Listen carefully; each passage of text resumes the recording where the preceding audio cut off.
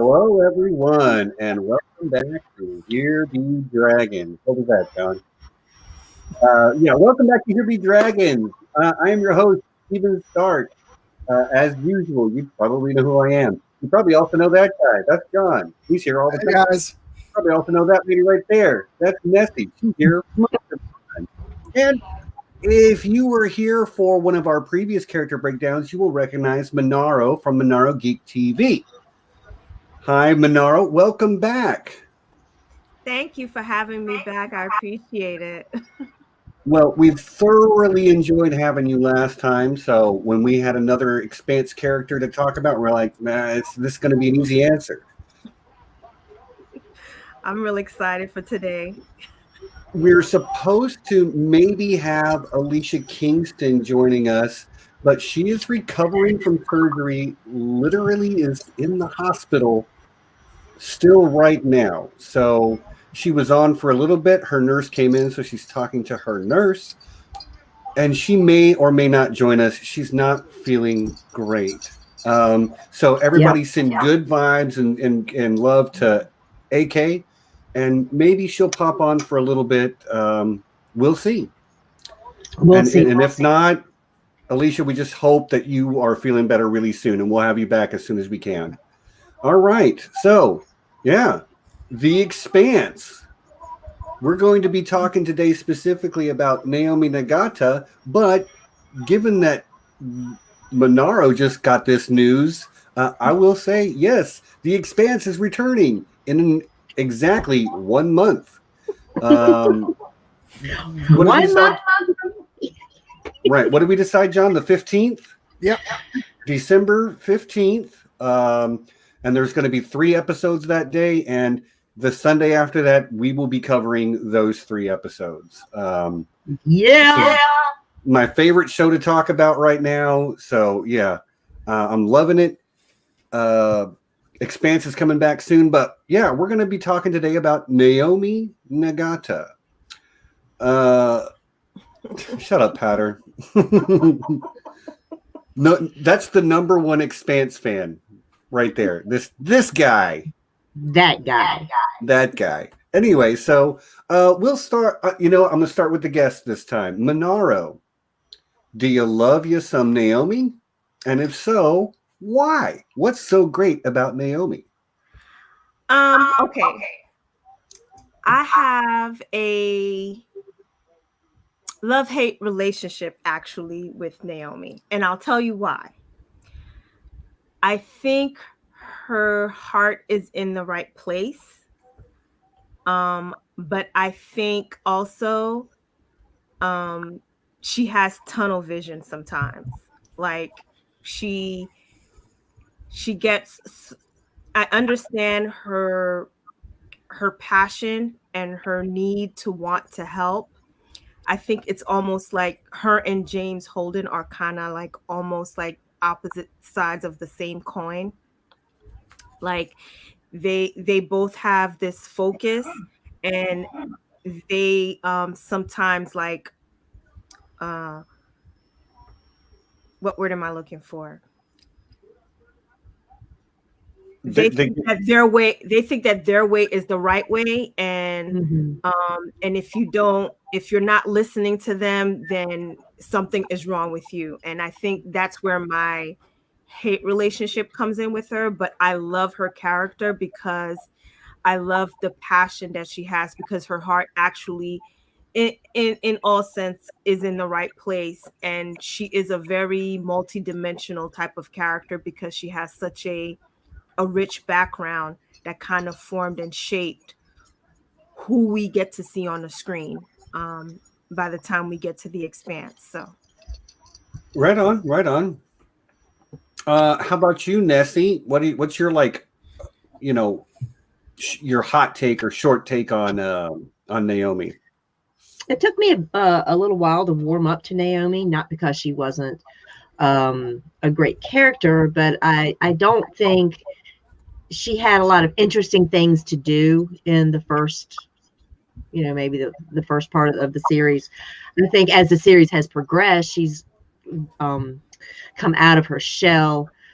She's engaging in things that are going on outside, where say in the first season she really was like keeping her head down. She's not just, we don't know that much about Naomi because she doesn't let us know that much about her. She's keeping everything undercover, and then as she reveals herself and as she reveals more of her background, then I just became more and more fascinated with her, and really I'm very much looking forward to her character arc in season 5. I think we've got a lot of great things to look forward to going forward with her. Mm-hmm. How about you, John? You want to weigh in on this? Yeah, I think when the show first started, I didn't necessarily dislike Naomi, but I didn't have a really good read on her character. On the one hand, she did seem to be kind of playing the middle. She was sort of supportive of Holden in certain moments, like saying, like when he tells her that, he was responsible for going after the distress call, she's like, I wouldn't tell anybody else. Mm-hmm. Yeah. But she's also ready to kind of use that information to give her the edge and say, you need to listen to me. So, but especially as we got to know her and peel back the layers, I think that was especially important because as she makes decisions later on in this series, like deciding to hide the proto-molecule from the rest of the crew after saying that it was destroyed, and then eventually giving it to Fred Johnson, those are decisions that could very easily turn the audience against her, and maybe in some cases it did. But from my perspective, just getting to know the character and what she stood for and everything, it allowed me to sympathize with her even as she made decisions that I thought were a mistake. And she's also kind of the lens through which we get to see other Belters and sort of sympathize with them. It's her friendship and relationship with oh my god, why am I blanking out? Space Daddy? Drummer. Thank you. Okay. Wow, I'm blanking out. That allows us to kind of fall in love with that character, and then in turn we see Drummer's relationship with Ashford, Right. and it just kind of, I think getting to know and love Naomi kind of opens the door to that whole world. And so I think she's a great character, and I rewatched some scenes today, like, when she, is, telling the Belters, we can only let so many people on to the ship. That scene is just so powerful. And yeah, I mean, she's just great. Yeah. She's amazing. Yeah, I'm kind of going to agree with I did not vibe with Naomi at first either, but I honestly think that's the way they've chosen to lay in her backstory, just a little piece at a time. Like, I mean, they let her relationships and her character develop based on who and what she is in the here and now at the beginning of the story. And, it's a very much like the growing relationship with Holden and the relationship she already has with Amos. But then, you do start to get pieces, and we get a lot actually in season 4 where she starts talking about Philip and the things that she did with come on, brain. Her man. What's her man's name? Marco. Marco.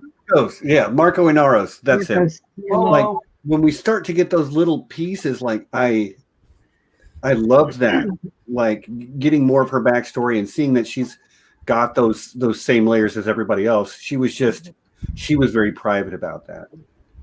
So I really enjoy the character as well. But at this point, we're 15 minutes in. I would like to say hi to everybody who's here to join us live. So, hi, Beth. I see you. And Lady Leaf. Mom is here, of course. Hi, Betsy, mother of Starks, my real-life mom. Wheezy Squeezebox, the official timekeeper of Here Be Dragons. Anytime 420 rolls around, trust me, she will let you know. Kate Bertinsky in the house. Amy Blackfire, apparently human. Hi, Kat. How you doing? Santivia, Peadar. I know I saw some other folks. Danny McKay in the house. Who else we got? Is that everybody? We got Phil Jess. H. We got Phil H. Ana Iglesias is here. Ana, hola mi hermana. Violent Messiah.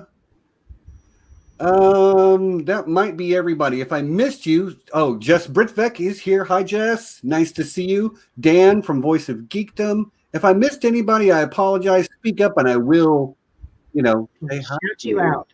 Really happy to have so many fine folks here to talk about this character. Okay, so you are right. You are right.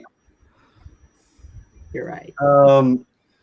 So one of the things that really defines Naomi's character for me, and it's already been mentioned once, was that decision not to launch the protomolecule into the sun and then later to sort of give it to Fred Johnson. Because those two things did not happen at the same time, but I think that's one of her most defining moments. Any thoughts on that, anyone?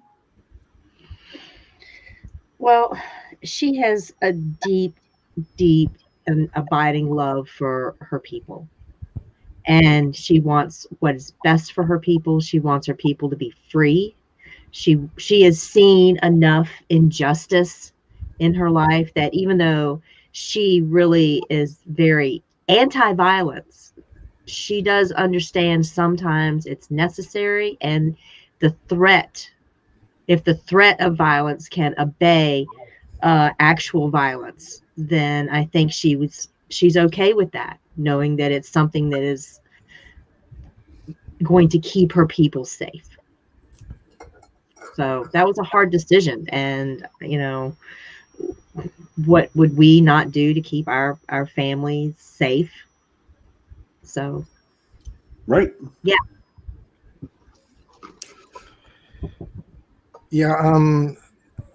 What's kind of great about that moment is that there's so many different things coming to bear on that moment, because on the one hand it feels like a betrayal to Holden,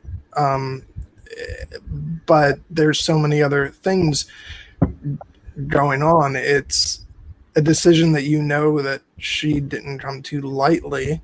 Right. And just the fact that she gave it to Fred Johnson, who, when we first are introduced to Fred Johnson in the series, she's very antagonistic towards him.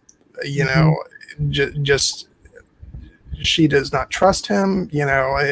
So there's that journey of those characters to where the person she decides to give it to is someone she's come to feel that she can trust with it. And that's a journey in of itself. And it just, it's just wild that we come to that moment, and it's the feeling that I have for her in that moment is sympathy, when she reveals that, rather than, like shaking my head at her and stuff. It's very interesting, all the things that build up to that moment and how it plays.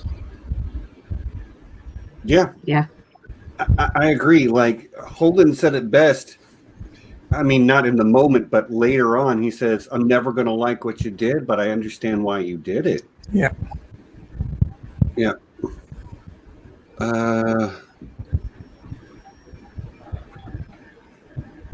Sorry, I'm looking at the chat. There's some great conversation going on in the chat about the books and audiobooks, and somebody said something to the effect of, okay, Phil H says, do you feel like Naomi is better than Show Naomi? I mean, I haven't read the book, so I can't even speak to that. But book everyone is probably better than Show everyone. Just like at least as far as developing the depth of it. That's not all. I have read the book. I have read Naomi in the books, at least as far as through, season 4. And her character in the books is, I mean, she's great, but she also has the advantage of the books being written from the POV of the character, where you're able to see inside of Naomi's head as she's coming to certain decisions, the things that she's thinking about, her private thoughts. You get all that, and that kind of makes her a richer character because in the show, she's a lot less open about things. So it's kind of like if you could compare book Sansa to show Sansa, the things that didn't come across because of the way that the books were set up, I could apply the same tier to Naomi's character. So, but she's great in the books. I think she's great on the show, and she does a really excellent job of getting her what she believes out there, even though it's more of a slow reveal than you're just diving right into her thoughts. Stephen, you've just given me a great idea for a stream on John Webster Film where I talk about characters, book characters versus film characters, and what the advantages, in adaptation are. Because I actually would disagree. I think that there are, at least some examples that pop into my head where I think, no, the film adaptations have improved certain characters. Okay, for the films, but I see where you're coming from. I shouldn't say always and never, but like in general, a book is a better medium for developing the internal monologue of a character. Right. Yeah, and it's more dependent on the character itself, I think, than and how they're portrayed. Like Stephen says, if they're more of an internal thinking character rather than an external, expositioning type character that tells you exactly, like they're yelling and screaming or whatever, they tell you what's on their mind without being, prohibited in that manner. You always know what so-and-so is thinking because they can't keep their mouth shut, or they love monologuing or what have you. And then other people are just like regular people, like we all are. Some of us can't stop talking, and other people are just very quiet and take things in. Just to answer Leaf, that was one example that popped in my head, although in fairness, I haven't read the Outlander book, so that would just be going off of what I've heard other people say about that character. But I was thinking the first one that popped in my head was definitely Boromir from Lord of the Rings. And speaking of which, we'll be talking in Voice of Dukedom, and I, along with Carol Brown and some other people, will be talking about that in detail next month on John Webster Film. One day in John. Save it for the mid-roll, buddy. Save it for the mid-roll. Well, I had the chance to read the novella for Naomi Nagata, and in the novella, all the novellas pretty much take place 8 years before we see them on the Canterbury, and you get to see a little bit of a backstory as to when she first gets on the Canterbury and how she and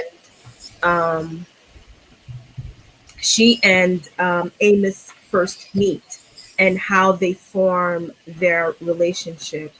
And she talks about something bad that happened, which we learn in the show. And you see her looking at a picture of a little boy on her phone, if you want to call it that. Hey, AK. Hey, girl. I'm gonna have you back as soon as you feel better. You just let me know. There is a Oh, you've muted. Oh, muted. Mike keeps muting. I don't know why. Might be the weather. Ooh. Oh, Try it again. So, yes, there is a novella for all of the Canterbury characters. I got it off of they're like $1.99 or something like that, but they're not very long. I mean, you could probably read them in like, I don't know, maybe 10 minutes. And they just give you a brief history of what each of the Rocinante crew, what they were all doing before they got to the camp. And you kind of get a little bit of a backstory into who they were, because they touch on it on the show, and they each have their own little. It seems like your connection is. It might be. It's like maybe the microphone connection. yeah, and because I know that's whenever if mine is like loosely connected, if it comes unplugged, it automatically mutes, and so definitely maybe try unplugging and plugging your mic back in. Yeah. Hopefully that works. Hopefully that works. Yeah. So handle thing top of it, hit it with a rubber hammer. Yeah. So that so I think her decision to hide that proto-molecule, I think it was a culmination of things, right? She wanted to give the Belters a fighting chance and equal footing with Mars and Earth. And also, I think she also made that decision based on her own past, because of the way that she was tricked into creating something that ended up killing people.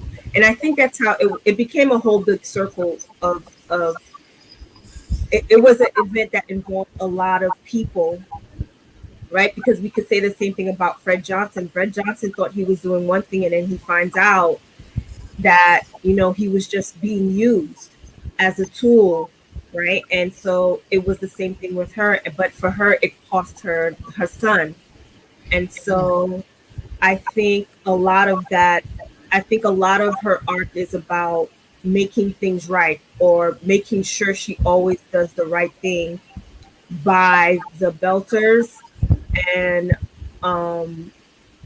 it as a way of atoning. I don't know if that makes sense, but as a way of atonement in some way, in some form. Same way like when she went out there to tell the people the truth about they could only take so many people on the ship. It was about doing the right thing, because every good thing that she does, I feel like that's feeling she's atoning for the mistake that she made, because she hasn't truly forgiven herself for it. Well, and she picks up a little bit more to atone for along the way, because even in that scene with the 52 people, which I can't even think about that scene without getting goosebumps down my entire body. It's so powerful. But she literally says to the guy, I was on the last ship off of Eros, and I didn't do enough. So, even the stuff she did with Marco, that still haunts her. But she's picked up a few more things along the way. Yeah. But I also think you're right in that everything she does, she's trying to not only atone, but to better the situation for Belters specifically. I just want to do a shout out real too, also because I just rewatched that scene today when she says that, and the guy says, "I lost a brother on Eros," and the way she responds, where she says, "We all did." Oh God, it's yeah. She's so good. Yeah, it's the gut punch. Yeah, oh, so good. But so I mean, that moment. I'm sorry. Go ahead, Nessie. I said they call each other brothers. That's their term for one another. Baratna. All Belters are brothers. Baratnas.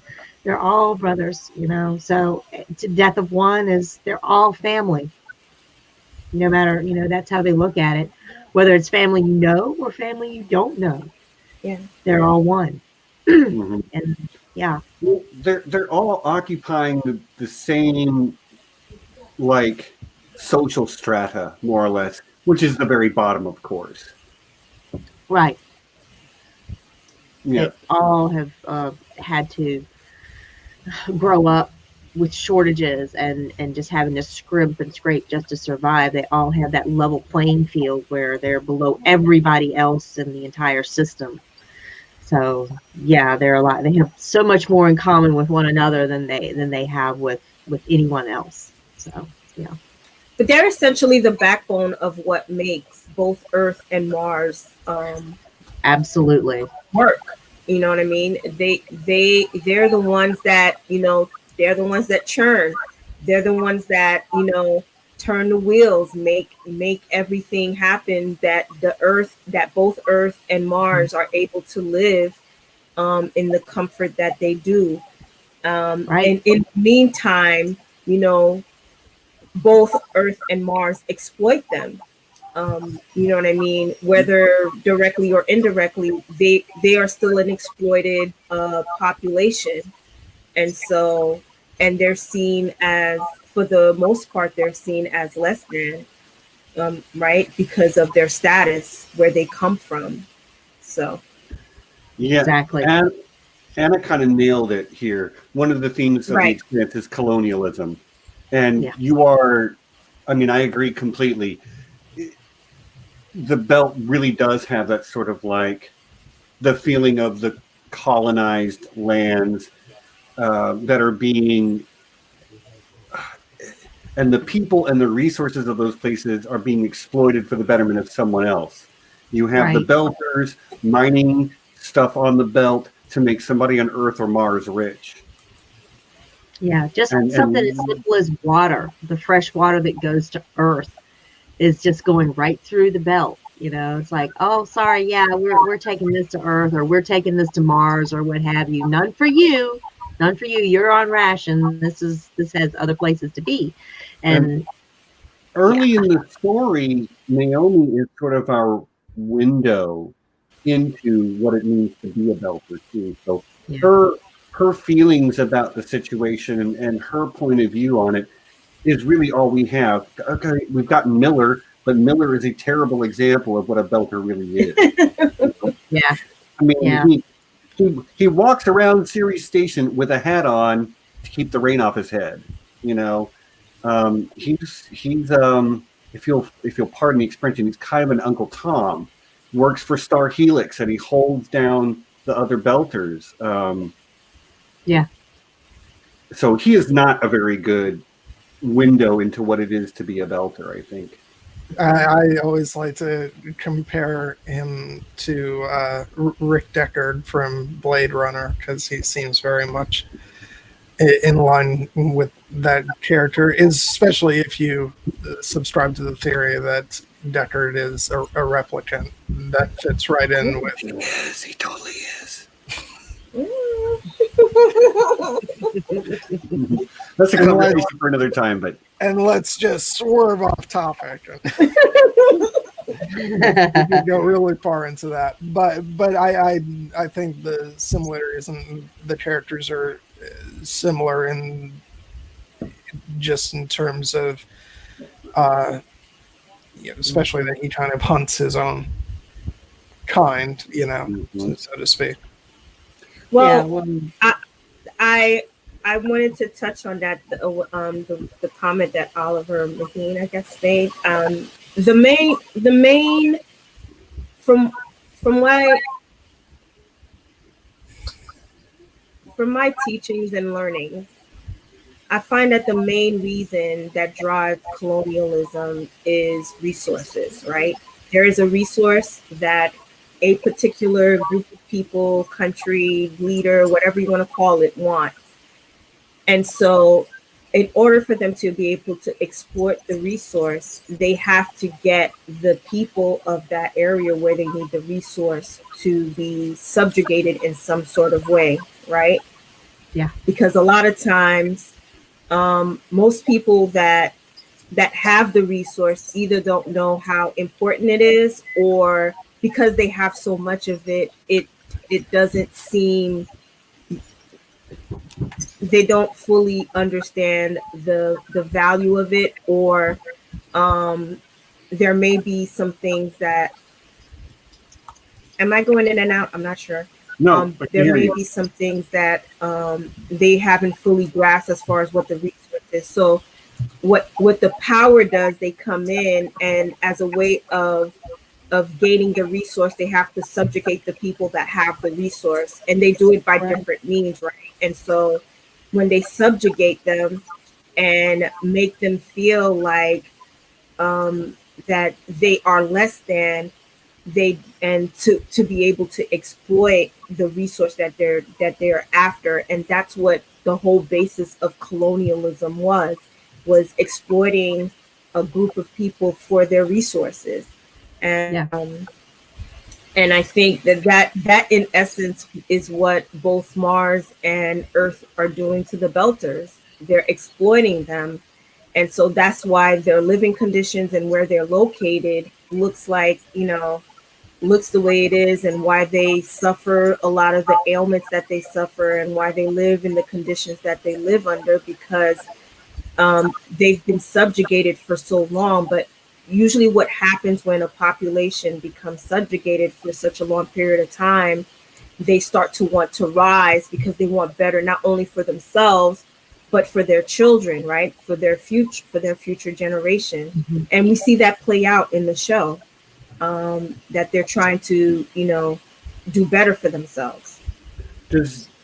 But isn't that like part of the colonialist playbook?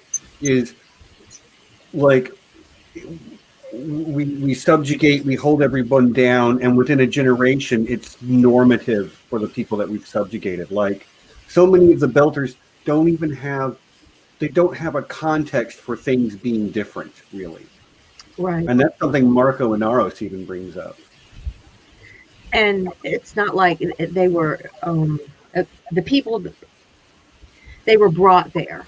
They volunteered. They wanted to go. The ancestors of the Belters wanted to go there. Their point was to go and make a better life for themselves in an area, because Earth had nothing to offer them. So the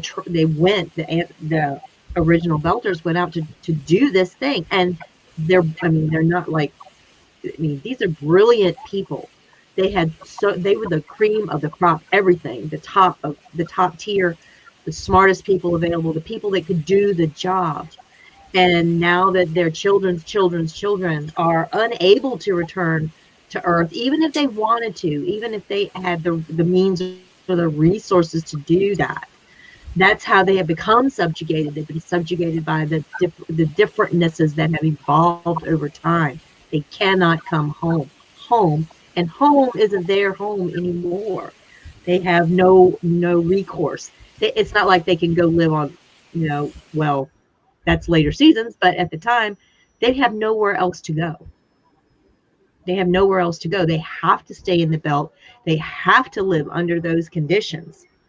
So it's live that way or die. And the corporations have recognized that and know that they've got the Belter under their thumb, under their heel, because they have no physical recourse. They can't just go back to Earth or go to Mars or start their own colony somewhere else, because there's no, there's no other habitable worlds until the gates open up. Right. Totally. So Manaro, there is a little bit of feedback. So just mute when you're not talking, if you would.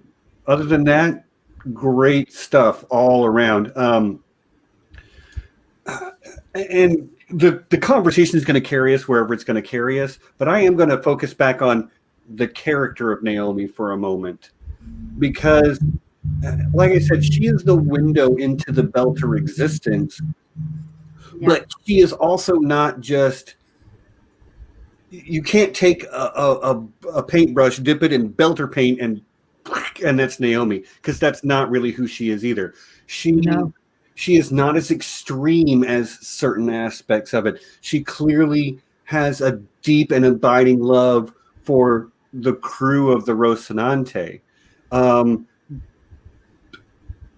of course, people are going to care about their people, but it's just fascinating to me how she can be such a belter first type of person while running around with 2 Earthers and a Martian.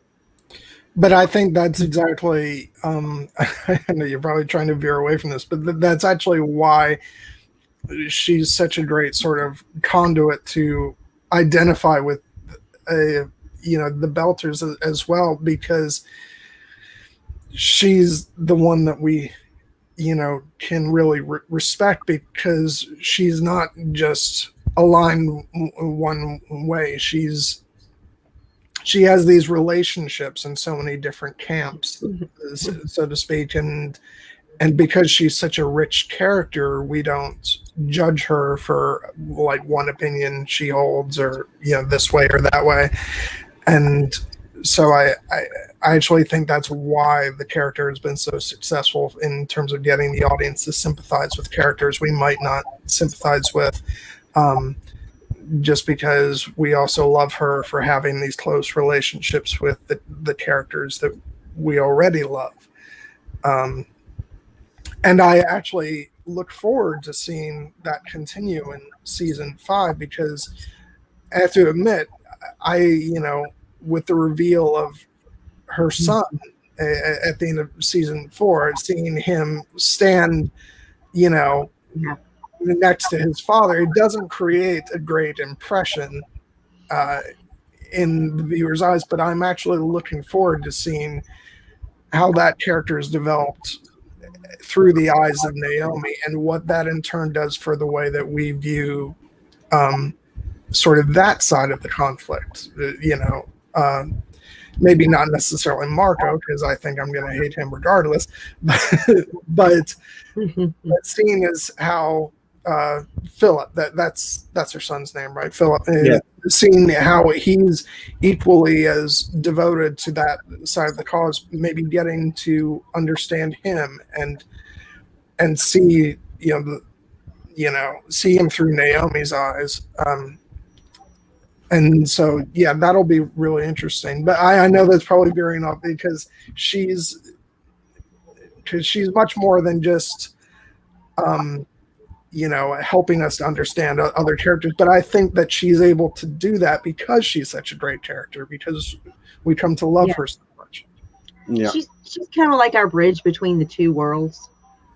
Where and as a matter of fact, I'm sorry, Joe S.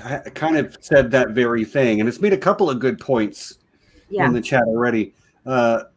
They say the Rocinante is a microcosm for the solar system as a whole, Martians, Belters, and Earthers, which is why Naomi can carry out her arc in parallel.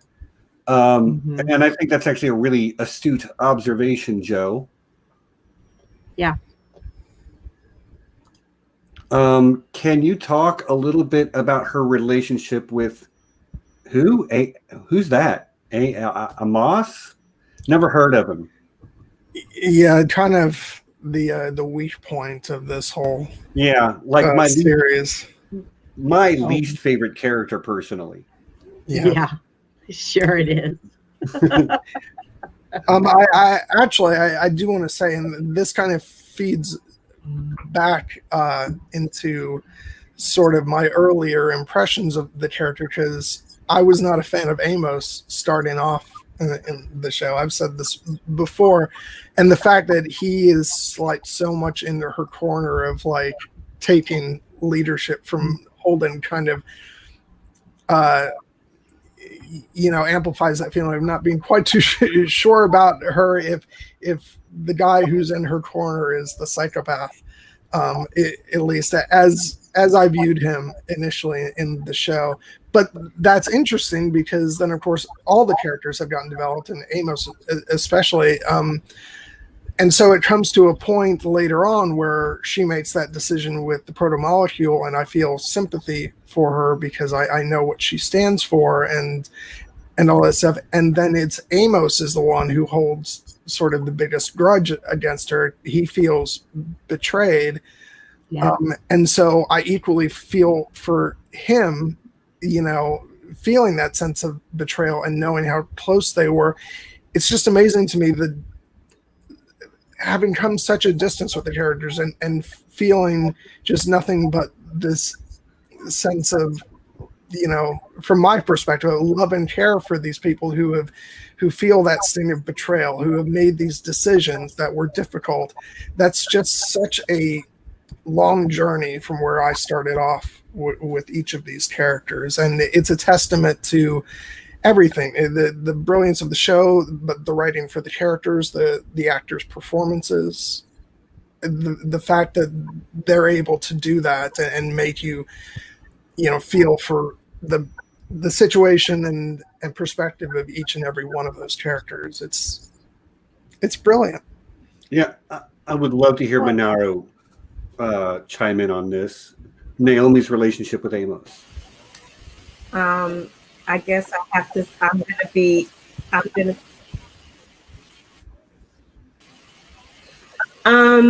think, again, I'm just gonna go back to the novella that I read, and they formed a connection a long way back when they first came to the Canterbury, and they had to go outside of the ship. And I don't want to give too much of the novella away, but they had to do a repair outside of the ship, and her suit either gets torn, and they have to share oxygen, and so she says to him, listen, don't use up all your oxygen on me, save yourself. And he looks at her and he said, it's kind of like nobody has ever offered to sacrifice themselves for him before. And I think the fact that she did that kind of created this bond that he forever formed with her. So by the time we get to see him in the first episode and we see him acting the way that he's acting with her, it's from that moment that we don't see. I don't know if it's mentioned in the books, but in the novella, that's where it's mentioned. And so it kind of explains why he was that way. And I think when she doesn't trust him enough to confide in him and what she did, it kind of shook that bond that they had. And I think it was now she's no different than anybody else, because at first he put her on a pedestal, almost like that was kind of like his rock. She was the person whenever he was getting out of control that reined him back.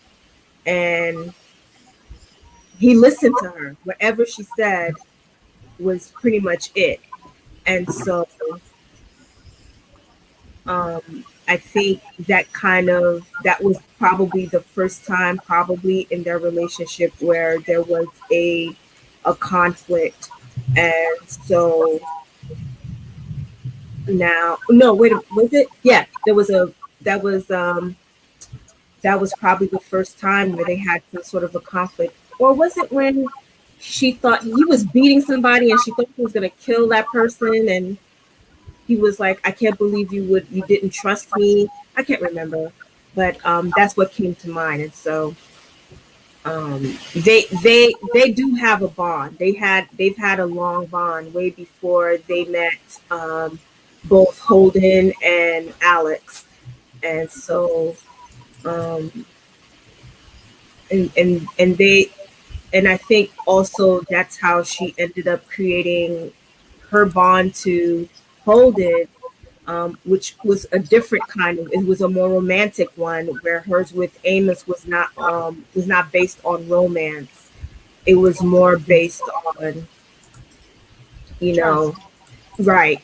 So yeah, I will say though that like Amos, there was a moment right before the whole thing about Naomi preserving the protomolecule comes out. Right before that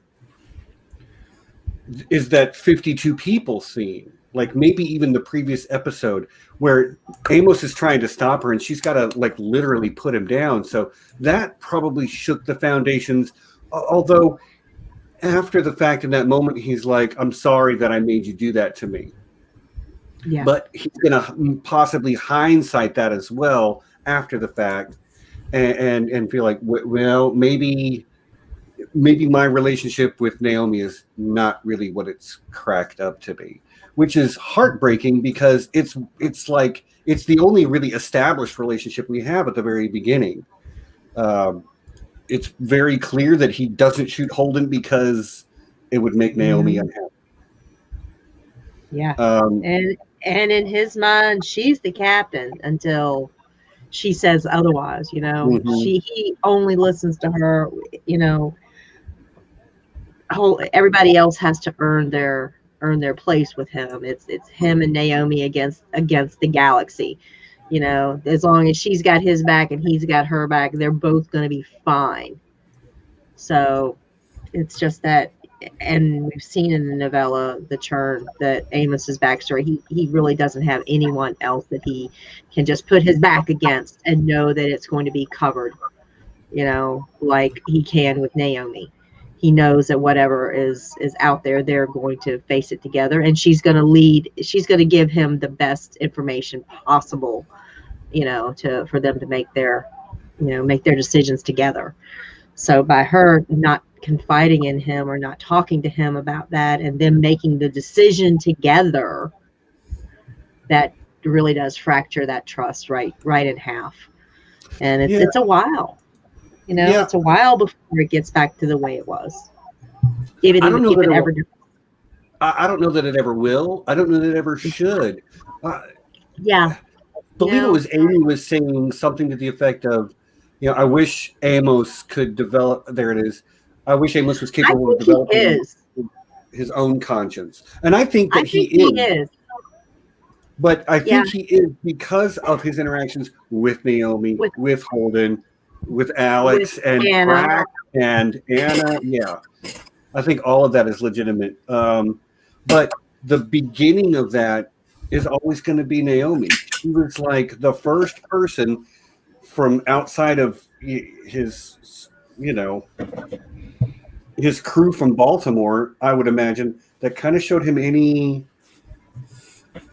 compassion, gentleness, compassion, vulnerability, whatever. Yeah, treated him like a human being. You know. Yeah, and Mom's got a good point. Amos is Pinocchio to Naomi's Jiminy Cricket. He needs a conscience because he doesn't have one of his own. Yeah. But again, he doesn't have one of his own based on his upbringing. And so the only short story that I have read is The Churn. So I do know Amos's backstory, but I really want to read that Naomi one now. But I also kind of want to see if the TV season 5 looks like it might have some stuff to talk about with the backstories. A trailer which Manaro hasn't seen yet. Yeah, I bet you're gonna go watch that as soon as we're done here. Yeah, you know it. You know it. Yeah, I'll probably go watch it. I mean, it's only a couple of minutes. Maybe you watch it during the mid-roll. Well, we're all like talking about what's coming up. Manaro's on her phone. Wait, what? Huh? Oh, we're back. Lady Lee says, I hate to disagree, but I think Amos is different from most people, even from the same environment, both better and worse. Without having any of the details of exactly what you mean, it's absolutely possible that he is quite different. But part of that might be that we don't really know what his full backstory is. And you're right. It should be a Naomi stream, not an Amos stream. It only has so much Amos. What a shocker! And an Expanse stream on Steven's channel turns into an Amos stream. Yeah. So yes, there is a season 5 trailer. I just saw Violent Messiah asking. Mm-hmm. So I'm going to do everyone a favor and just look it up and post it. I think all of these characters are kind of like intertwined because you can't talk about Naomi and not mention Amos or Holden. Absolutely. Because of her connection to the both of them, right? And you can't really talk about Holden without bringing Naomi into it because of their relationship, right? And then you have Alex, who is kind of like this. He's I don't know what I would classify Alex as. I don't know if I would call him like the grandpa of the group or anything, but I always think of him as the mom. In his own way, is kind of still trying to find his voice, and eventually does find his voice in the whole in that dynamic, right? Because when at first when I saw his character, I thought he was like, man, this dude is like a baby. Like, why is he so skittish? So yeah. I mean, I agree with you in principle, in theory, but part of why we can't fully make those kind of determinations, at least as far as I'm concerned, is because there's still a lot of backstory we don't know. Right. And maybe people who have read the books have that backstory. I haven't read them, so I don't know. For everyone, I do want to point out that I did just drop a link to the season 5 trailer in the chat. So anybody that wants to, it's like 3 minutes long, so it's not a short trailer. It's a good trailer. Kindly wait until our stream is over. Or you can watch it during the mid-roll. It'll be fine. It's commercial break. People go to the bathroom and stuff during the mid-roll. John, come on. Yeah. He's like, no, people have to stay and listen to my announcements about what's coming up next. Yeah. Yeah, I would think that too. Yeah. In a sense. Yeah, but so and he's a great pilot. Yeah, but Naomi, and I think he's a great addition because he kind of I like how he kind of makes them like think before they act, because a lot of the other characters, they're just about like taking action, and he's like, well, let's think about this. Let's let's take a minute to kind of see how this is going to work. Let's get some information first before we start acting and stuff. So he kind of forces them to kind of step back. I think everybody else on the ship is a bit of a hothead, and right. Alex is the one who tells everybody, okay, let's step back a minute and try and work this out. Right. Let's sit down. Let's have a meal. Let's chill and talk about everything. Trying to bring that energy down. And Alex is, he's, as Anna said, he's kind of like the cool uncle. He's kind of part of it, but he doesn't have any direct emotional, like he's not in a sexual relationship with anybody. He doesn't have this past connection like Naomi and Amy. Sexual relationship with this with lady the crew, right here. What I'm saying. Okay, he is married to the ship, but that you're absolutely right. He has he is a technosexual. Yeah, to the ship and the well-being of the ship as a whole, and that includes everyone, every member of the crew. The crew is a well-functioning part of the ship, which is his life. Yeah.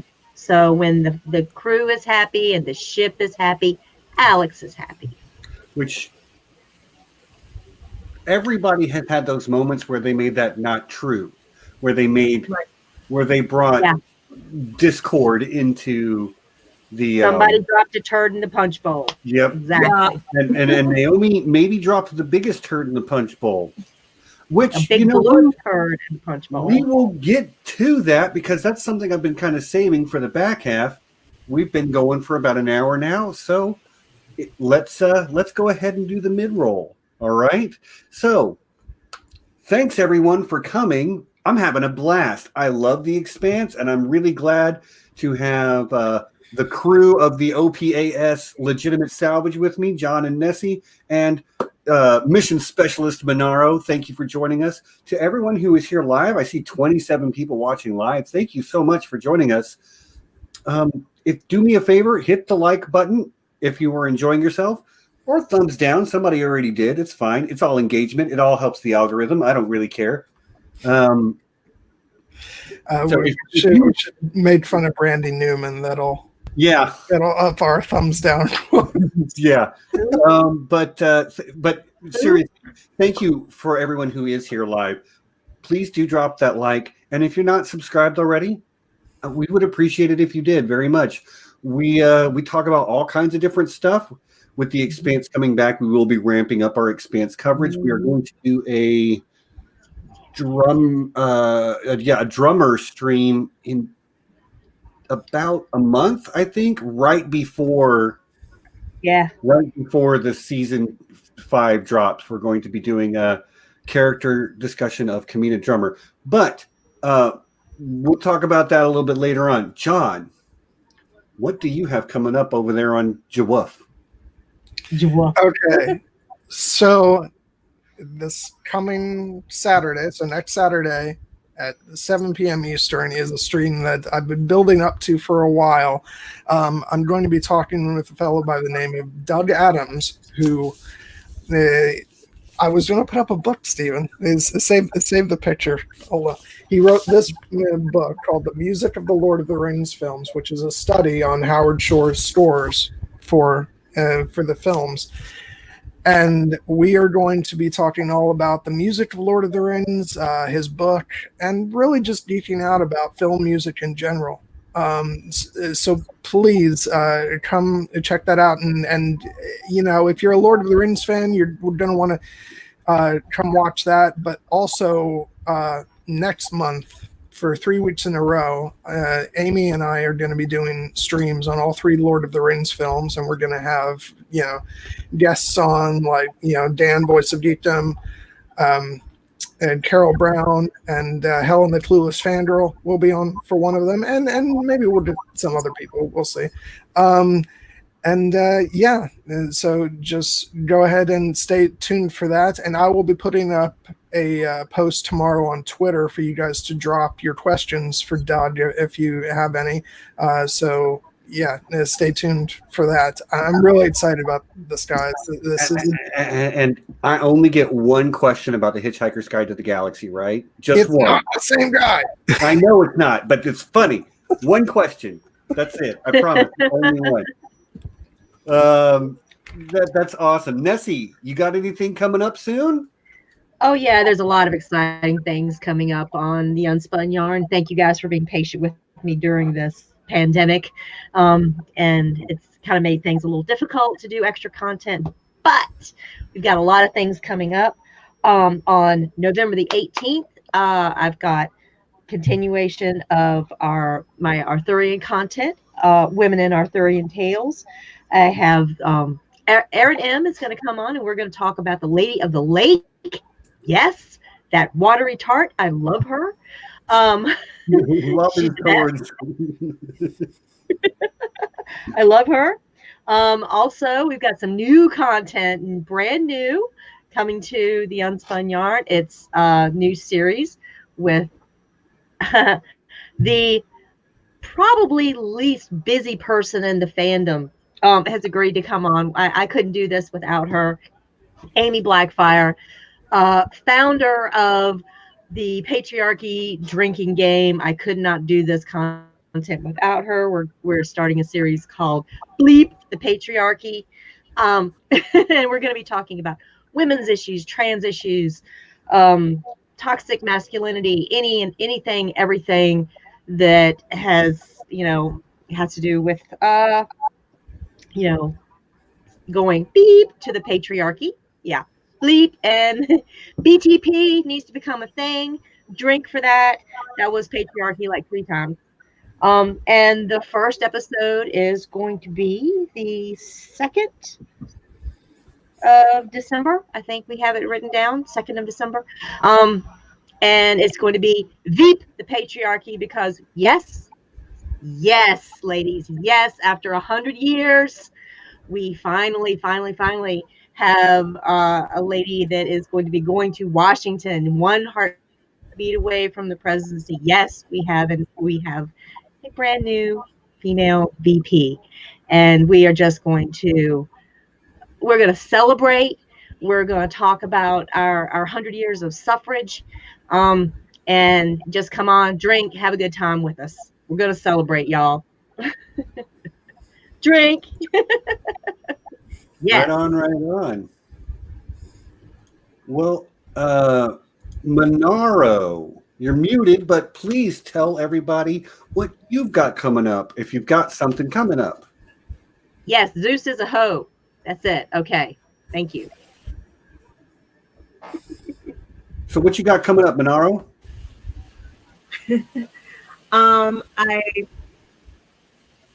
So I plan on doing a ginger ale chat coming up next week. It'll probably be next Saturday, because I haven't had one in a very long time. Girl. So I'll be doing that probably.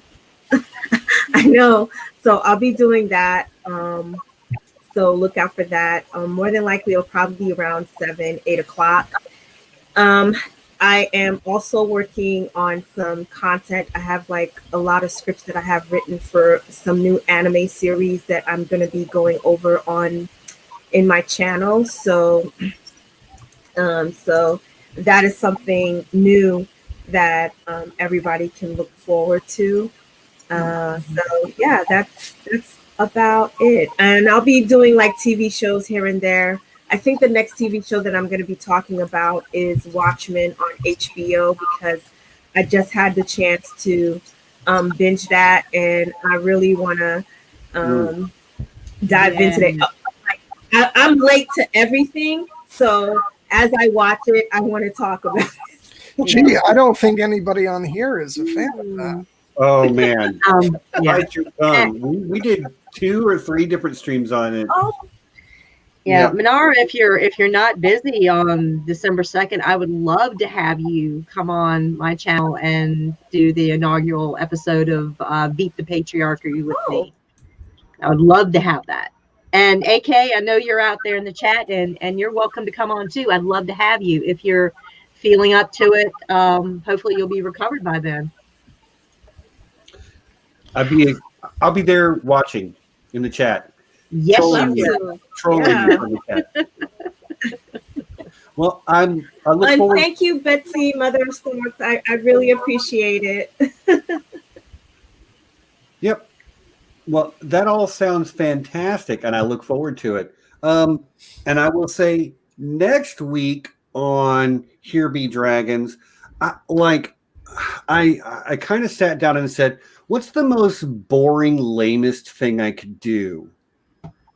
So and then I did the opposite of that. I'm having Amy on, Amy Blackfire, who has been mentioned by John because she does stuff with John, and Nessie because she does stuff with Nessie, an up and coming content creator who has not been doing it for long, but man, are you making a splash there, Amy? Good friend. She's been on Here Be Dragons a couple of times as a guest, but next week she will be the featured single one and only person here. It'll just be me and her. John's got his big interview with Doug Adams, so Amy's got the week off from John Webster Film, but she will be my guest for I Know That Nerd. Because she's got so much time on her hands. Yeah, because she's not busy like ever. Like ever. Yeah. So like, John, I'm going to need certain weeks off, and then this came up. She's like, oh well, there goes my week off. And they're like, Mandalorian. Mom says Mandalorian is on the calendar, just not sure when. I'll tell you when. Yeah. The week after Amy. Yes, November 29th. November 29th, we will be talking about whatever has been released for season 2 of The Mandalorian. Should be 5 episodes up to that point. Yeah, it should be at the midway point. We've got a lot. We're going to have a lot to go through. So looking forward to that. Then we've got then my birthday stream. Then we're going to be doing some more Expanse coverage and so then more Expanse coverage because the season's going to drop. Yeah. So just yes, Amy, I know. Patreon shout outs.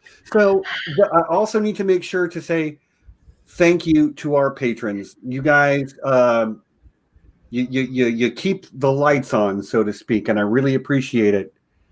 And we're going to start with our high council, which is Lord John Bronsteen the Wise, Sir Maura Lee of Starfall, Sixto Sounds, aka JP the Axe Grinder, and as of this week, friend of the show and our alpha patron, Ridiculous Ed Tollett, just went from a Lord of the Realm to join our High Council. Sean, you've been here since the beginning.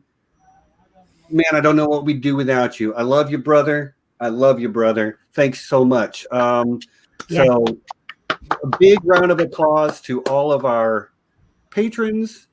We love you guys. And if you want links for anyone, including John, Nessie, Manaro, or Alicia Kingston, who couldn't be here due to her health problems, but links for everybody's YouTube and Twitter and stuff is down in the description. Link to the Patreon is down there.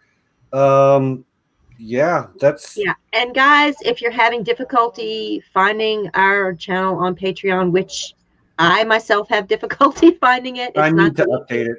I need to update it. The easiest thing to find, the easiest way to do it is to follow the link in the channel description. It'll take you right there. Shout out, she's not here. Kelly Jaded Redhead had been wanting to become a patron for a while and couldn't find us. So yes, she followed the link, and yes, she's our newest patron. Mwah, love you, Kelly. Yeah, thanks, Kelly. We love you. And welcome to the Patreon fam. Yeah, we should do something really. I mean, our channel, our subscribers are great. We'll see. We should do something for our patrons soon. I've got ideas. Yeah. Also, there was one more thing I wanted to say, and I can't remember. Oh, yes, I do remember. We are going to be having a giveaway very soon. John, Nessie, we need to hammer this out so that we can announce next week what's going on. Okay, after the stream. Away 3 books: The Unofficial Guide to Game of Thrones by Kim Renfro. Sorry, Manaro, you probably can't win this. The Thrones Effect, written by several fandom luminaries like Aziz Ashea, Val from Because Geek, Secrets of the Citadel, Gray Area, many fine people, and The Great Castles of Westeros, an unofficial guide by Joe Buckley, who does the scrap controls for the Valar Rereadus. We will be giving away all 3 of those books to one lucky winner. This giveaway is only open to our international viewers. We do giveaways throughout the year, and we always are like, it's only open to the United States. It's only open to the United States. So this time, it is only open to people who live outside the United States. Yeah. Those 3 books to you wherever you are in the world. Yep. You guys have been very patient, and we appreciate you, and we like to show it. And we will have details next week on what you need to do to enter those. So it's probably going to be a thing like with the wine, where we are going to make you make a fool out of yourself a little bit to win it. But yeah, so if you want to win some great books written by some of the fandom's biggest names, then stay tuned to this space. All right. Night, Beth. Is Beth leaving? Yeah. Bye, okay. Yeah, Bye, Beth. Love you. See you soon. So, is there anything else that needs to go in the mid-roll? Oh, and if you haven't watched it, Amy did an unboxing of her prize on her channel. She did an AMA for that. So if anybody wants mods, if you want to drop that link for there in the chat, that'd be great. Yeah, Amy, you can drop a link to that if you want. Yeah. And if anybody's interested in having some of that fine dragon's blood shipped to their house, just DM me on Twitter.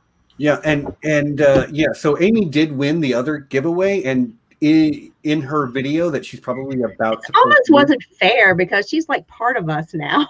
Well, it's fine. She did a great. She performed the song she wrote so that to win, including the rap section, which was great. All right, you know what? That went on far too long. That was a 15-minute mid-roll. But we got to share the love, dude. Yeah, for sure. So Naomi, she's this character that we literally came here to talk about today. And and she likes to share the love too. She does. Especially to Holden. Yeah. Nessie, I'm going to mute you. You're derailing me. I love you, Steve. So, love you too. There is a time not long after the truth about Naomi's thing with the protomolecule and Fred Johnson comes out, where she says, we need to go to Tycho. It's the only safe thing. And the rest of the crew is saying, no, we're going to help Prax find his daughter because that's what we said we were going to do. Yeah. And there is a moment where Holden just basically keeps talking over her. And, okay, go ahead and drink. I'm going to say patriarchy here in a minute. I usually hate that kind of thing. A man talking over a woman, it makes my skin crawl. But she so earned it in that moment that I'm just like, I can't feel too bad about it this time. And I love you, Naomi, but your choice to not include them in the decision-making process means that there is no foul when they exclude you from their decision-making process. Agree or disagree? Yeah. I hate, even though I don't like for the same reasons that you do, Stephen, I think in that moment that it wasn't that she was being seen as a woman or a female character. It was, she was part of the crew. And then she neglected the rest of the crew in that decision. So therefore her input was not needed, nor required, nor asked for what the majority of the rest of the crew wanted at that point. And it was very much a I agree. It was very much a what was the word I want to say? A statement on her actions at that time. It was like, girl, you done effed up, and we're not ready to listen to you right now. Mm-hmm. You know, friend, you messed up. I think that it's also because they all had a discussion and all agreed, right? As a crew, they all agreed as a crew that they were going to destroy the protomolecule. Yeah. And I think she didn't give them enough credit to understand that why she didn't do it.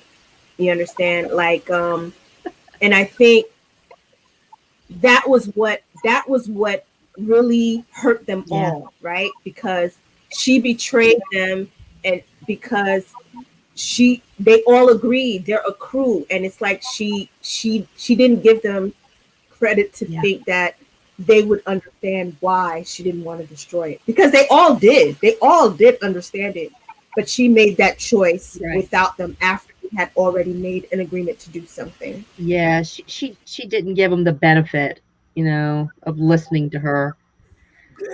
It speaks such volumes about the writing in this show that Naomi can.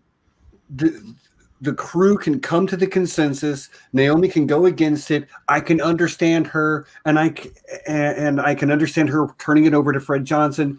And after the fact, I can understand the rest of the crew being mad at her, and the fact that, like, Amy says, "I shall allow it that one time." Just once, just once. Because that right there speaks volumes.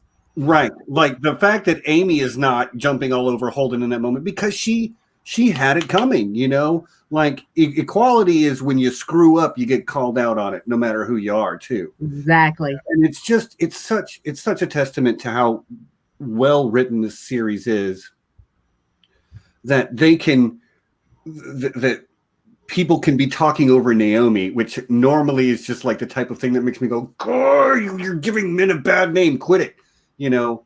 Mm-hmm. But I'm like, nope, you earned it this time, Naomi. Like this one's on you, and I don't feel bad about it, and I'm glad. And I'm glad they also were able to move past it. Like they didn't just continue to talk over her or like treat her like, "Oh, you messed up. You're out of the group. You're cancel culture. You're gone." Because that didn't happen either. You know, it took a little while, and she had to work for it, but she worked her way back into the good graces of everyone. But I also like that it's not. They didn't just go back to the dynamic they had before. You feel a fundamental shift, especially with paradigm shift. Yeah, with Amos and the way that he relates to both her and Holden, and he's very much Holden is the one that he looks to rather than her. But the relationship has repaired, but it's not what it was either. So I like that they stuck to that sort of moving around, as you say, a paradigm shift. But that speaks to true life, right? That speaks to true life. Like you can have a great relationship with someone, and then something happens where a trust is broken, and even if you make up, there's this thing that's still, there's this void that is still going to be present, even though the both of you have decided that you're going to move forward and you're going to forgive each other and move forward. But there's always going to be a little bit of a void that's still going to be left there that wasn't there before, because you both have been shaken by whatever that conflict was. Yeah. Yeah, you can't really go back. It's a wound, it heals, but there's always going to be that little bit of a scar that's there to remind you that, these things happened, everything is healed over, it's functioning, it's working, but we have to remember that it happened and move on from there and just develop let our relationship develop as it does. It was a learning point for Amos, his relationship with Naomi changed, and not just with Naomi, but his overall character. It changed him. It made him look, to try to develop his own senses of right and wrong, where he's looking outside of just Naomi. He starts looking to Holden, and then to Prax, and then to Anna, and on until he's at the end of season 4. You kind of see Amos thinking on his own, making his own decisions about, morality of things. He doesn't, when he's, when they're in season 4, when he's confronting Murtry and and he has to make that decision that he has to kill, the woman he's been having sex with. He's not asking somebody to, what's the right or wrong decision. This is somebody that he's had a relationship with, and he doesn't just like drop her like a dirty sock. He thinks about that. He's making his own decisions based on the situation and his own very rudimentary moral character that may be developing, or his code, which he's had from the beginning, the hardwired code. He's got a lot more nuance now, and the seeds of that were planted in this quote unquote betrayal from Naomi. So yeah, but it's clear even by the, like, in season 3, she, you kind of have that halfway point where we have the fast forward and Naomi is off with the Belters and she ends up. Yeah, season 3 is a lot. And but Amos has that sort of like, you're back. Are you back to help or back to stay? She says, I'm back to stay. Yeah. And that was the beginning of the real mend of that relationship, to the point where in season 4, Murtry has, he attacks the settlers with the tear gas and shoots them as they're coming out the door. And he's looking for, I can't think of her name, the Belter lady who is Lucia. Yeah. Lucia. But Amos sees Naomi with her and purposely picks a fight, and gets the crap kicked out of him in order to save Naomi, not to save Lucia. Naomi is trying to save Lucia. Amos is trying to save Naomi. Yeah. But that is a demonstration of how far that relationship, like, it started here in the early seasons and then it went kind of downhill and then it went back up and it's finally returned to that point of, like, he just cares about her. Like, she's more like a sister. I mean, don't get me wrong, he'd bang her if she'd let him, but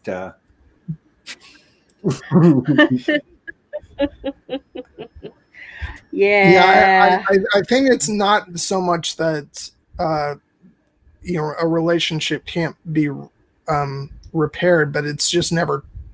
It's something different. It's the dynamic in the group shifted as a result of what happened, and that's not to say that they don't get back to a similar place, but there is a difference, and that sort of rift, at least the scar of it will always be there, but they're able to move past it. Yeah, Mom and Dad had a fight. Mom and Dad had a falling out. They were separated for a little while, but they worked it out and they're back together again. And we're a happy family. But I think Naomi did have a lot of influence on Amos as part of his character development, in that even though he seemed asocial, that's a word, he in the season with Prax, you see how he kind of in his conversations with him, and how Prax is over here, like, he's a herbologist, I guess, and he's like making things grow, and in his conversations with Prax, he's sort of kind of, I know this seems kind of weird to say, but he's becoming more and more human and in touch with his feelings to the time you get to the end where Prax is about to make this choice to kill the doctor.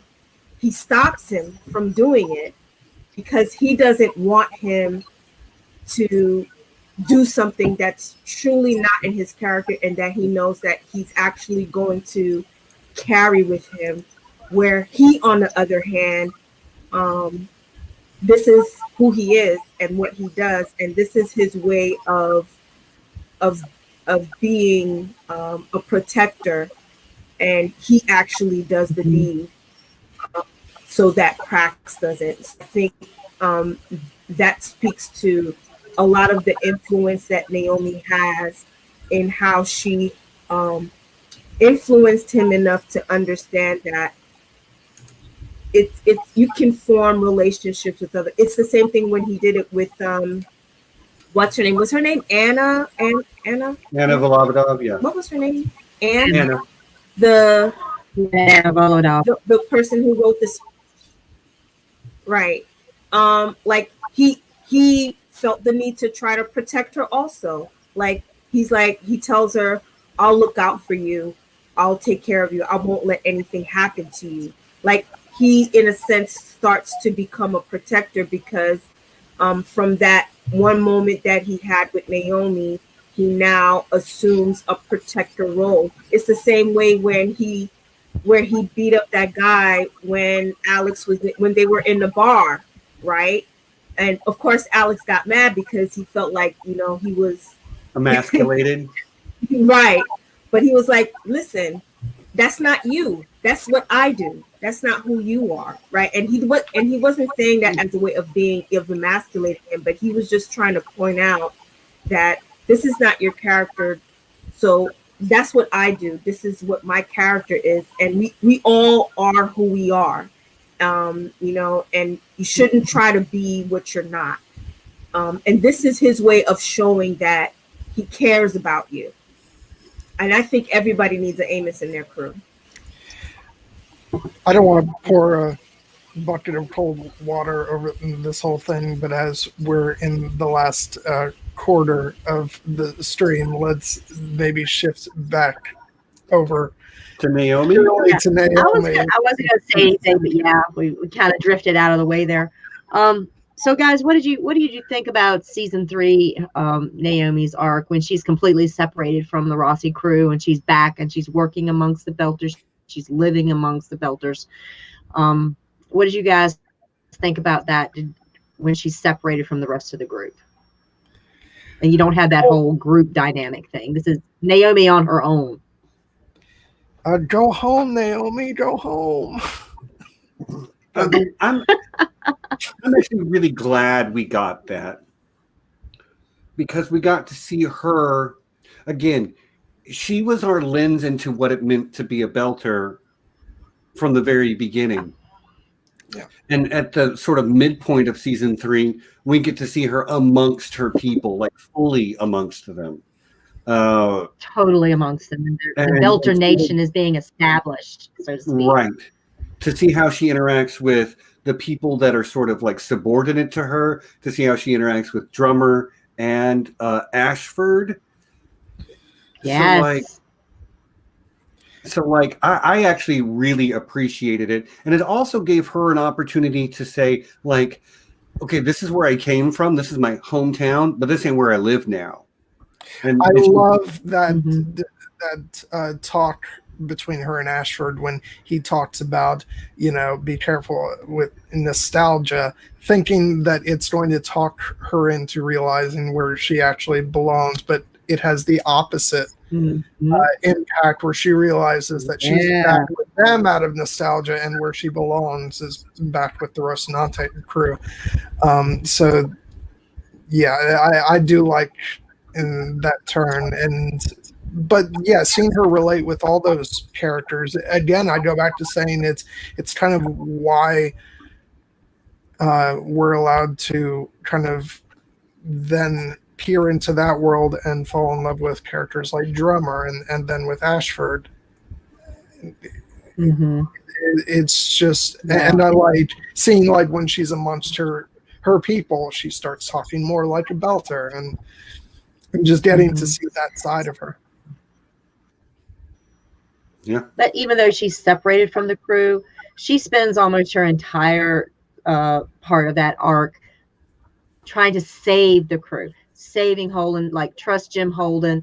He's not trying to blow anybody up. That's wrong. That's not him. That's not him, because she's the insight, because she knows these people, and nobody, like the Martians, the Belters, the Earthers, none of them know those people the way she does. So she's able to, at influential moments, to keep them alive, keep them from being destroyed, try to keep, and in keeping Holden and keeping the Rossi crew alive and going, she's able to, in her way, to save everyone by, just giving them the chance to do what needs to be done and trusting them. She's putting her trust in them with no idea of what's going on that ship, but just trusting what she knows of them. So she is reestablishing her trust with them. And when she makes that decision to leave the behemoth, to take that pod and go to them, no matter what the outcome, to just go to them, because at the end of the day, when everybody could die at any moment, who does she want to be with? She wants to be with her crew. She wants to be with her family. And she just does everything she can just to get there. Even if they only live for a short amount of time, she wants to be with them. And by making that choice, it obviously proves to Amos, as the scene said, but to Alex and to Holden, to everybody, that she is part of the crew. She has made her line in the sand, and that's where she belongs, and that's where she's going to stay. Yeah, you ever heard of a band called that Cinderella? It evokes to me that song from Cinderella. You don't know what you got till it's gone. Yeah. Child of the 80s. Yeah. So I'm showing my age a little bit for sure, but yeah, she had to go through that. Yeah. It was kind of almost in a way too that she reflected in the relationship that she had between Kamina and Holden. You know, that relationship that was like, maybe it was one-sided from Kamina's part, that was developing between her and Naomi, and the relationship that she had established with Holden. You know, that just is a microcosm for what was going on in the whole, in her whole character arc. Who is she going to go forward with? Is she going to stay with the Belters? Is she going to stay with Kamina and work on the Behemoth, and they're going to be best buds or more, or whatever? Or is she going to go with, the Rossi crew and stay with her friends? So yeah, it's like, as much as I was reading the whole season, like being like, I mean, come on, just go back with your family. When there's that scene as she's leaving between her and Drummer, I feel really bad for Drummer. You can feel sort of her pain as she's losing someone that's really important to her. So it's yeah. I mean, you can see that it just cuts her. It cuts her very deeply. In that scene, and she's like, just fine, just go be happy, go do whatever, but it hurts. But Naomi does it again. Like, she didn't give Drummer, and Drummer even says that, I didn't tell you. She tells her that she didn't tell her that she was leaving because she didn't think she would let her go. And she says, then you don't really know me, like, right. And so I think probably at that moment, Naomi is starting to realize that I need to be more forward and give people the benefit of the doubt. Like, if I'm going to make a decision, I should just tell them. But it just seems that that's just part of her arc. Like, she doesn't tell people things because she feels that they're either going to stop her from doing it or they're going to try to talk her out of it. And so, and it's not until there's some, I don't know, like she doesn't have a choice or it's going to be revealed, then she comes clean to say, well, this is why I didn't say anything. And so, but I really, what I loved about that season was the dynamic between her, Drummer, and Ashford. In a lot of the, whenever Ashford and Drummer were like button heads, it's like you could see that she agreed with a lot of what Ashford was saying, but she stood behind Drummer, right? And and as John pointed out, when they were having the conversation about nostalgia, I think that kind of solidified what you said, Nessie, that she realized that she does have a family.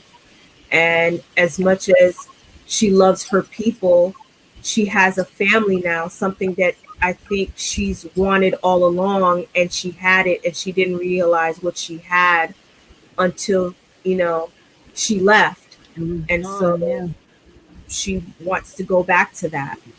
And so, and it could be because she didn't want to hurt Drummer by not telling her that she wanted to leave, but I think it had the opposite effect. But I think in the end, they both had an understanding. And I know that it did hurt Drummer because for Drummer, Naomi was probably the only ally she had that she could trust on the ship, because she didn't feel like she could trust Ashford, because Ashford was only trying to undermine her in order to, become the captain of the ship. And so, yeah. So, forgive me, but up until this point, we haven't said something that's very important to talk about when we're discussing Naomi, especially TV Naomi. And that is the words Dominique Tipper.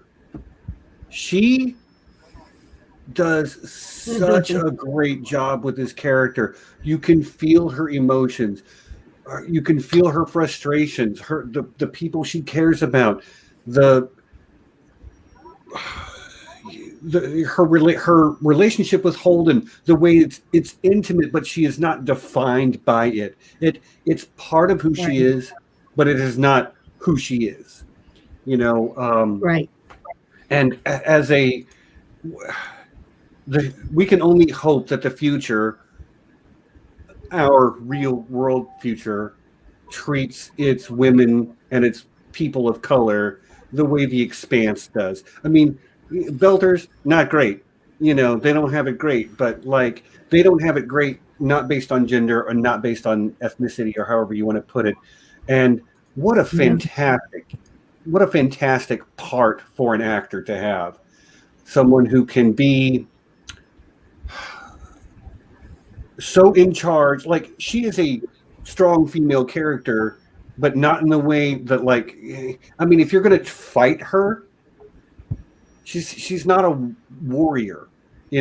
She's not a strong female character in that she displays a bunch of masculine qualities. She's still very much a woman, but she's no nonsense. She's not going to take your bullshit.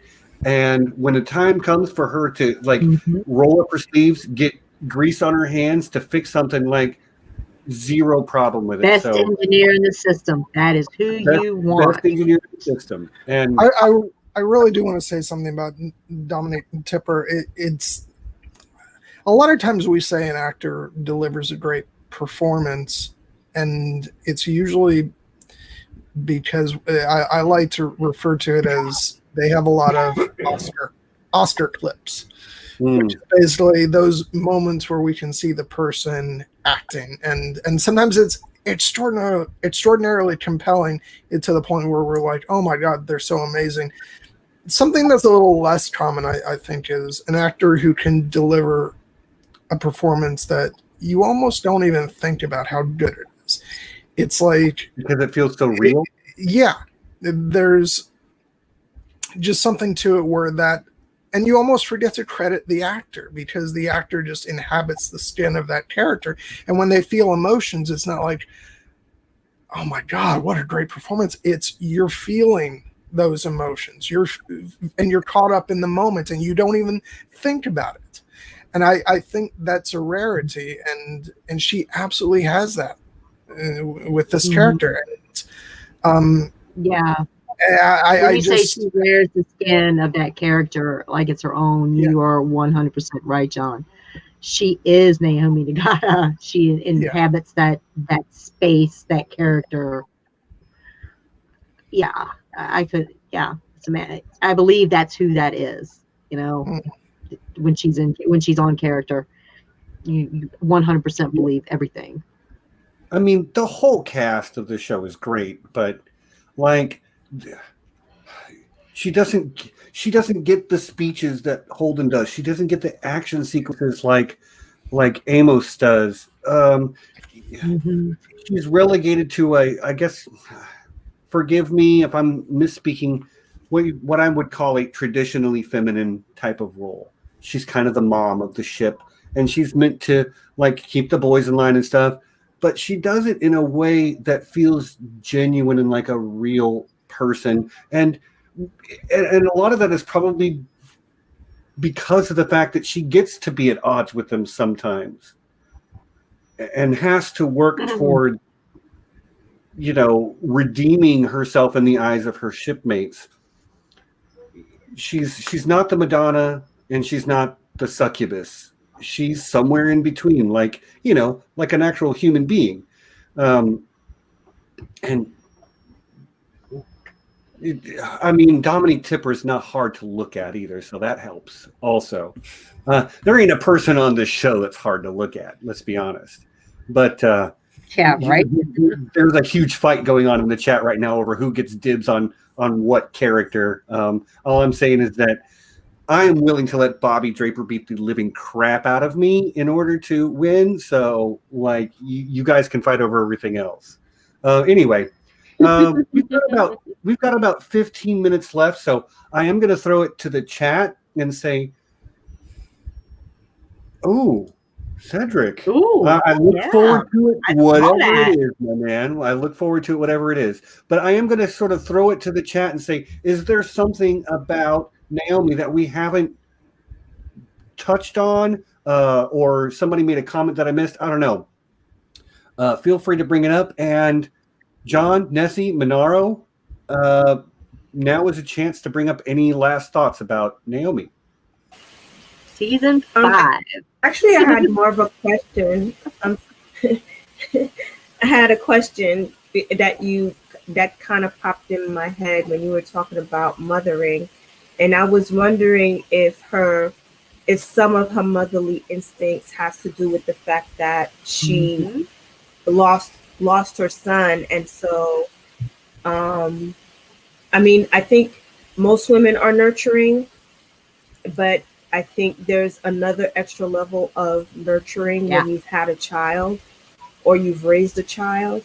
And that has been a huge missing part of who she is, because she's missed out on the opportunity to raise her son.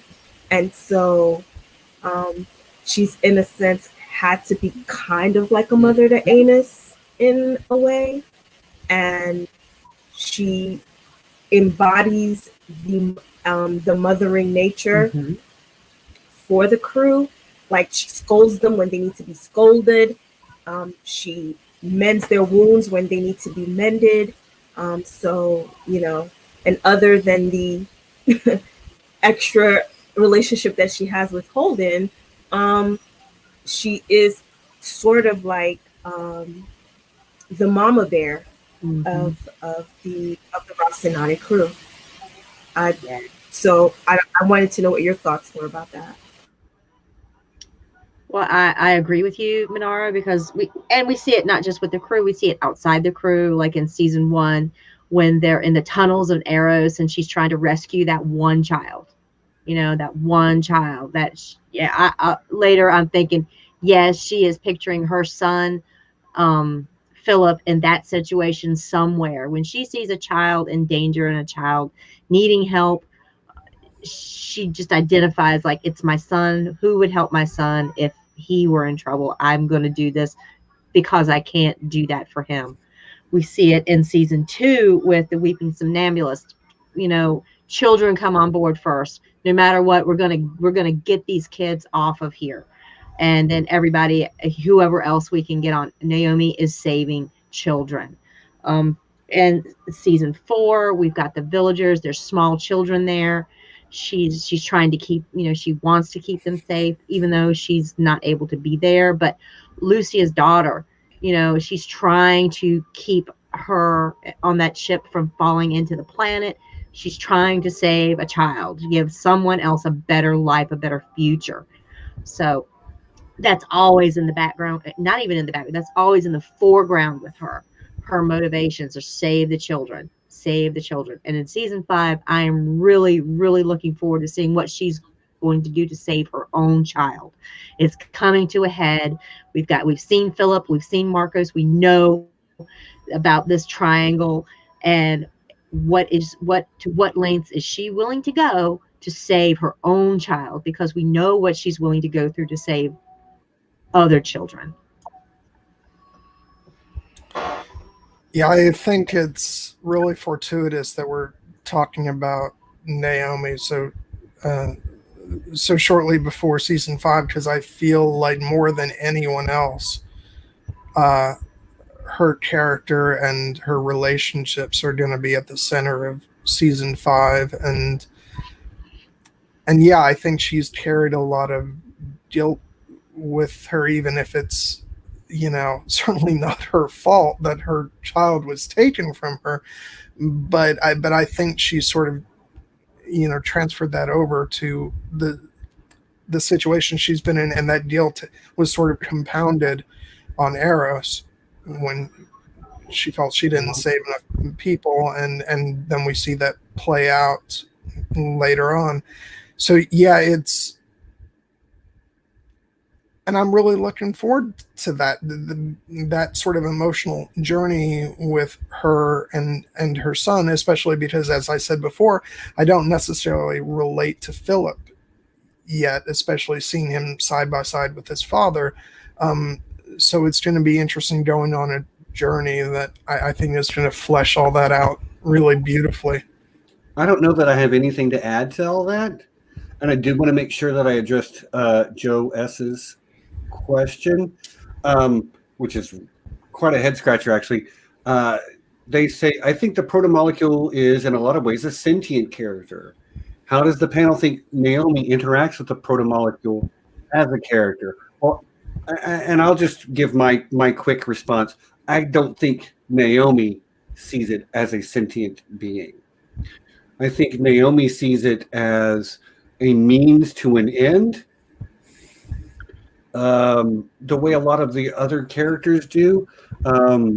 Not obviously, some other Holden probably thinks of it in a different way than Naomi does, but I think Naomi sees the protomolecule as an equalizer, as a way for her to help the belt improve its own situation.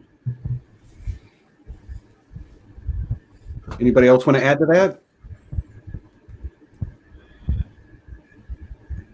I mean, I'm in agreement, so I don't know what I could add.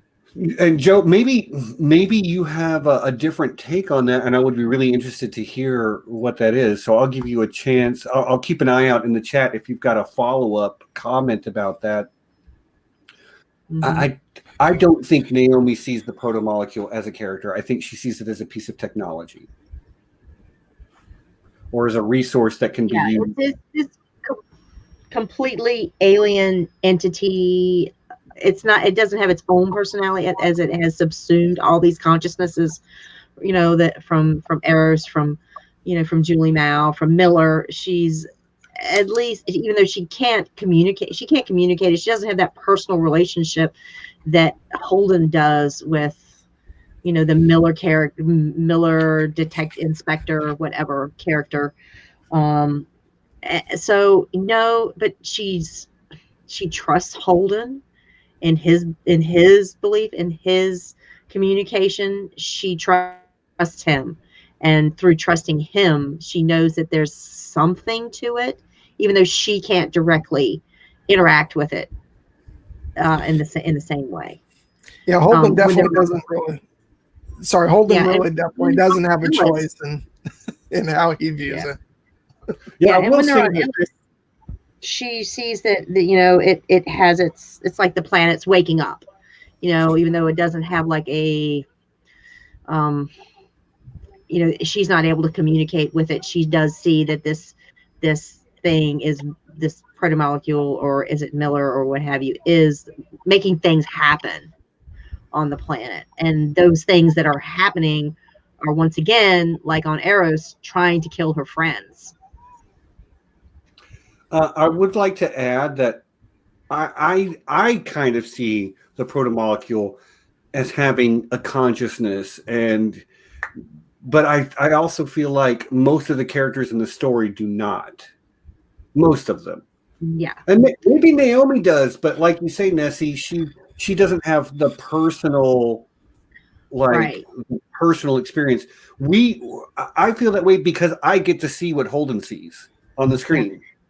And I think among the characters, even though, I mean, of course, now Miller is dead, whatever, so he had probably the most close relationship with the protomolecule. But I think the person that can relate to Holden's experience the most now is Elvie, because she had that experience on the planet where she went through the void, and she experienced like the anti-protomolecule, so to speak. that experience is it's completely unique to her. And so she and Holden now have this similarity of experience, that they had touched the mind of an alien. Their consciousness has been in connection with an alien entity that's so completely different from what our own experiences are. So just having that, cosmic nihilistic feel, of how small they are. That's something that they can share that no one else can. Mm-hmm. Well, and the follow-up from Joe says, I wonder how the proto-molecule is affecting Naomi and other characters subconsciously. I wonder if the proto-molecule is bending people it comes into contact with. That would certainly be an interesting thing. I don't believe we have any direct evidence of that on the TV show. So it's a neat idea, but as far as I'm concerned, it just sounds like speculation to me at this point. I mean, that calls to my mind the film Annihilation, where you have like an alien life form that sort of seeps into and becomes one with, any other sort of life form that it comes in near contact with. And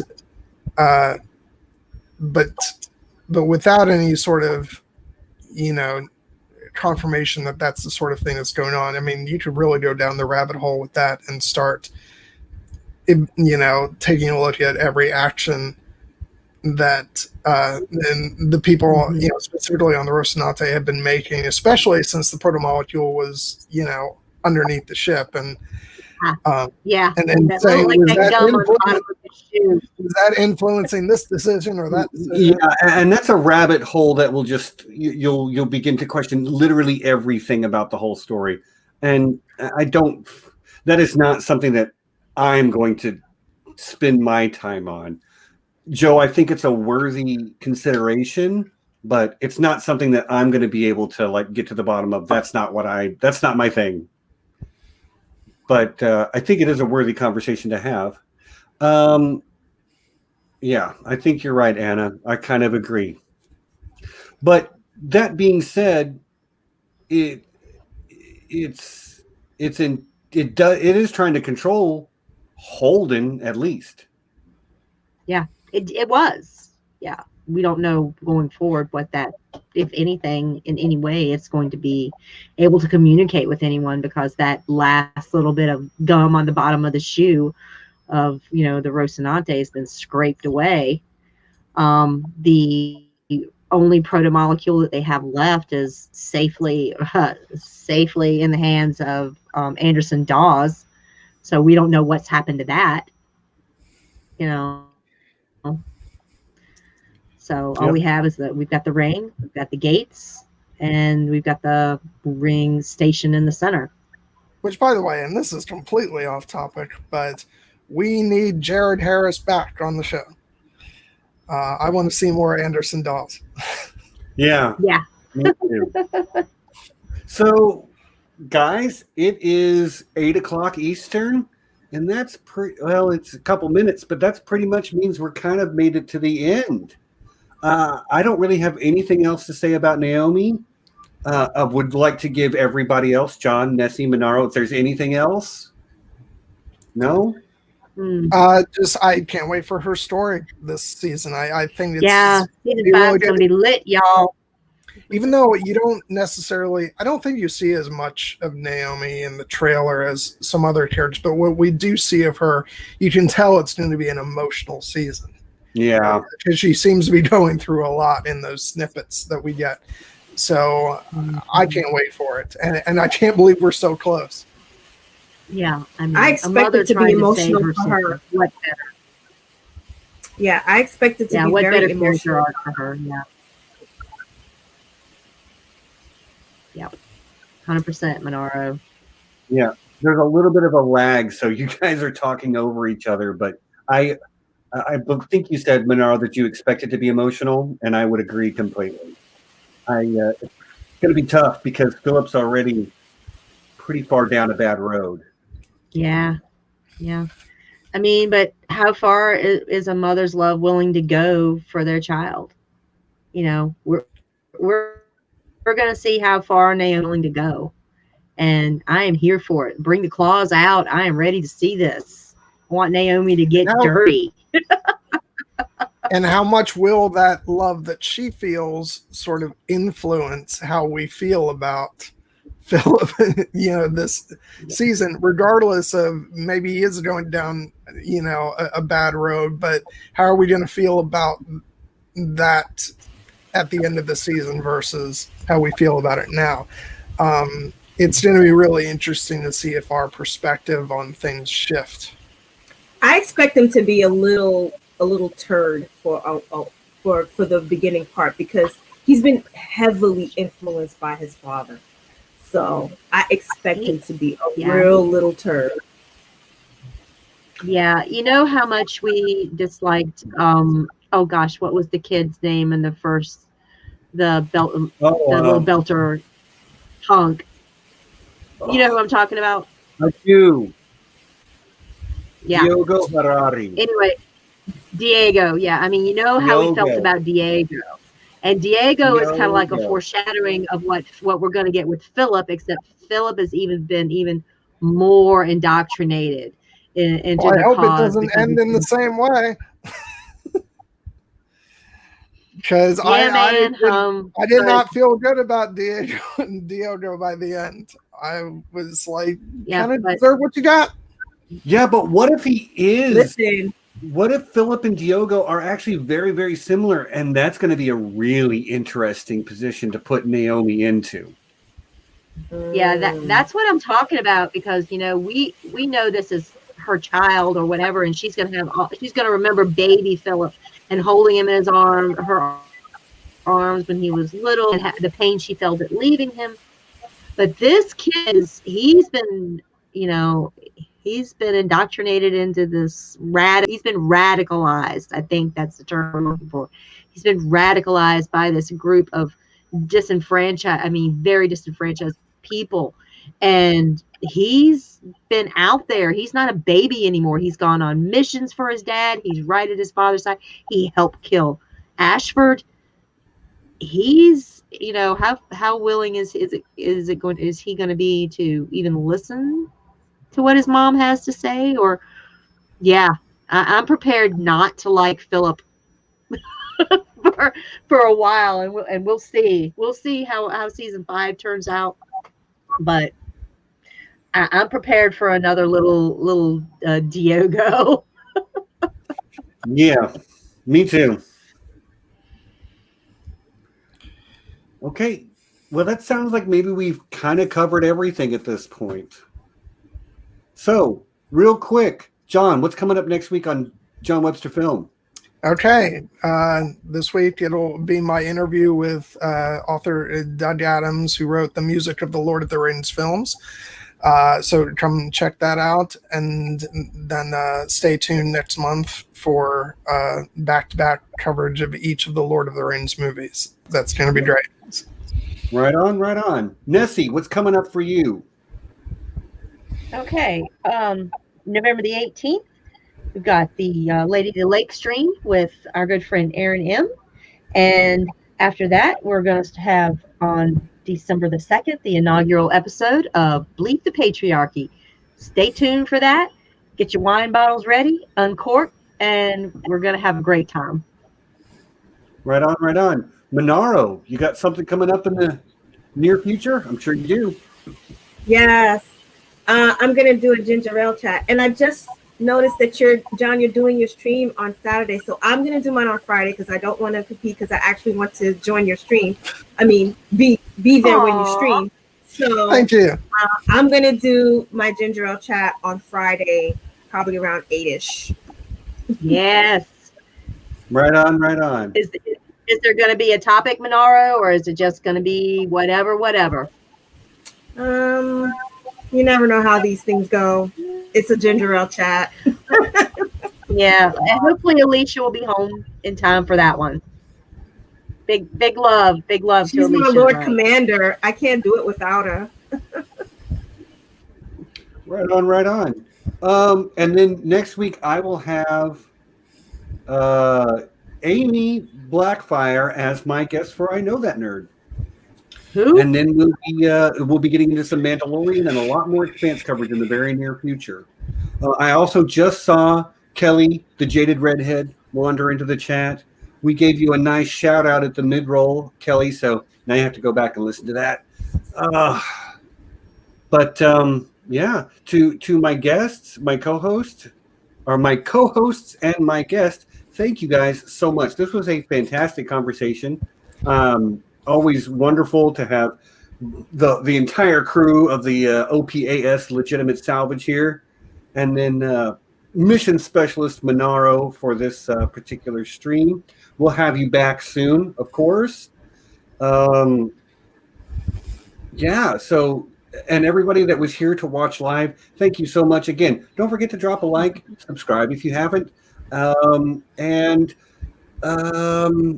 Oh, the one other thing I want to say is that we do have a Slack group. If you don't know what Slack is, it's kind of like Discord. We're trying to grow it. It is. We have a lot of fun. The conversations that we have here, we keep them going throughout the week over there. We also organize watch parties and Zoom calls, and we just have a lot of fun over there. So if you are interested in doing that, I just need you to email us at we3dragons@gmail.com. Do we have that on a banner? We don't right now. That's fine. But it's really easy. We3dragons. 3 is spelled out, THREE, at gmail.com. There you go. Thank you, Amy. And I'll take your email address from that, and I will send you an invite. And yeah. And as long as you're not an asshole, we will not kick you out. Yeah. Don't be a jerk. Yeah. But yeah, so fantastic conversation, everyone. I really thoroughly enjoyed it. So we'll see you next time, next week. And until then, you know what it is. Peace and be excellent to each other.